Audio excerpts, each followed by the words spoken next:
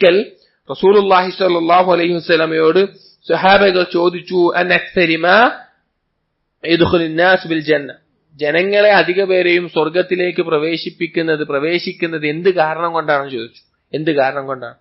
അപ്പൊ റസൂലുള്ളാഹി സ്വല്ലല്ലാഹു അലൈഹി വസല്ലം പറഞ്ഞു, തഖ്വല്ലാഹ് വഹുസ്നുൽ ഖുലുഖ്, അല്ലാഹുവിലുള്ള തഖ്വ, അതുപോലെ സൽസ്വഭാവം എന്നുള്ളത്. സ്വന്തം ആലോചിച്ച് നോക്കി. അല്ലാഹുവിനുള്ള തഖ്വ പറഞ്ഞ തൗഹീദും അതുമായി ബന്ധപ്പെട്ട കാര്യങ്ങളൊക്കെ വന്നു. ഹുസ്നുൽ ഖുലുഖ് എന്ന് പറഞ്ഞാൽ സൃഷ്ടികളുമായി ബന്ധപ്പെട്ട സ്വഭാവങ്ങളും ബാക്കിയുള്ള കാര്യങ്ങളും. ഈ രണ്ട് കാര്യങ്ങളാണ് സ്വർഗപ്രവേശന കാരണമാകുന്നത്. അപ്പൊ ഒരു മുഅ്മിൻ എന്ന് പറഞ്ഞാൽ ഏറ്റവും നല്ല സ്വഭാവത്തിനുടമയും തന്റെ മറ്റുള്ളവരുമായിട്ട് ഏറ്റവും നല്ല രീതിയിൽ പെരുമാറുന്നവനാകും. ചില ആളുകൾക്ക് ധാരണ കുറെ നിസ്കരിക്കുന്നവൻ, കുറെ നോമ്പ് നോൽക്കുന്നവൻ, അങ്ങനെ കുറെ ഖുർആൻ ഓതുന്നവൻ അവൻ മാത്രമാണ് മുഅ്മിൻ എന്നല്ല. ഇത് രണ്ടും ഒരുമിച്ച് എങ്ങനെ ഒരുത്തൻ കൊണ്ടുപോകുന്നു എന്നുള്ളതാണ് വിഷയം.